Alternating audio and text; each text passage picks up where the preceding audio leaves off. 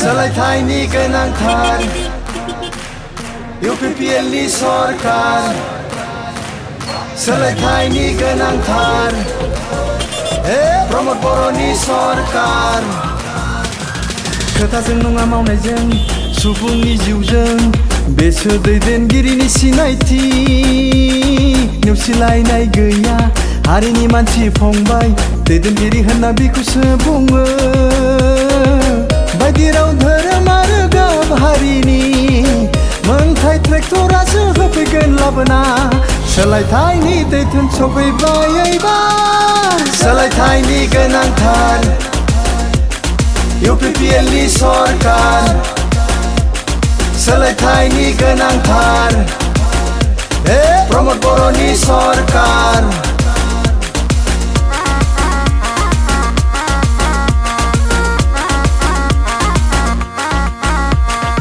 उन्दै गिदिर थानाय नङा रायजोआनो जागोन राजा खोनासं बयबो सोबख'नाय फोजोबस्रांगोन बियो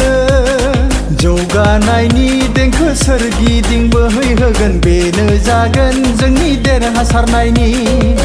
खौसेनि देंखो मेथाइनि जोरानि गोजोननि गुफुर दावथु बिरहोना ट्रेक्टर सालायबाय एबार सोलायथायनि गोनांथार UPPLनि सरकार सोलायथायनि गोनांथार प्रमद बर'नि सरकार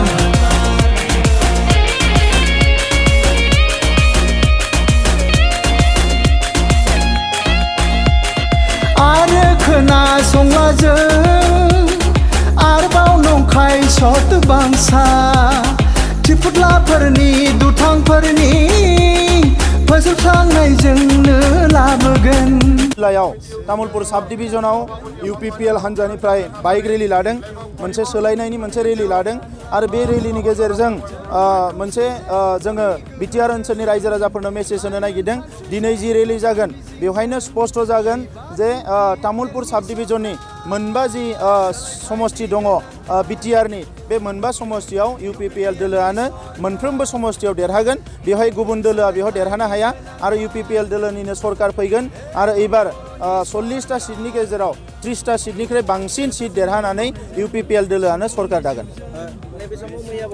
गोबां दुर्नीति जादों हारिमुनि सिनेमा बानायनाय बायदिसिना फैसाफोरखौ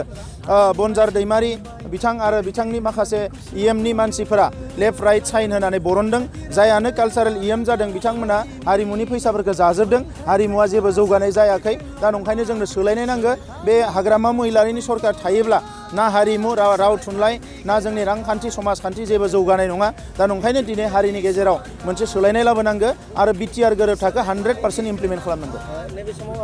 जोंनि UPPL दोलोआव जेबो प्रभाब गोलैया बिथांमोननि खामानि मावगोन जोंनि खामानि मावगोन थेंक इउ तामुलपुर साब डिभिजननि मोनबा समस्टिनिफ्राय मोनसे समस्टिनिफ्राय 1000 बाइक फैदों आरो दिनैनि बे बाइक रेलिनि गेजेरजोंनो जोङो मोनसे माने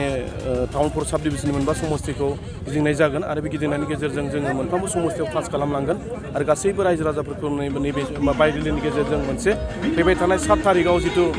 इलेक्सन जागोन बे इलेक्सनखौहाय माने मोजां भाबै जों सालायलांनो हागोन आरो बेजों लोगोसेनो जों जोंनि मोनबा समस्टियावबो जोङो देरहानायनि मोनसे माबाया दिनैनि माबायाव स्पष्ट जागोन होननानै आं बुङो नोंथांमोननि जे समस्टियाव बावैसो सिगाङाव जे इमानुएल मोसाहारि बिथाङा जे BJPआव जइन थांनाय 23 तारिखआवहाय इमानुएल मोसाहारि आरो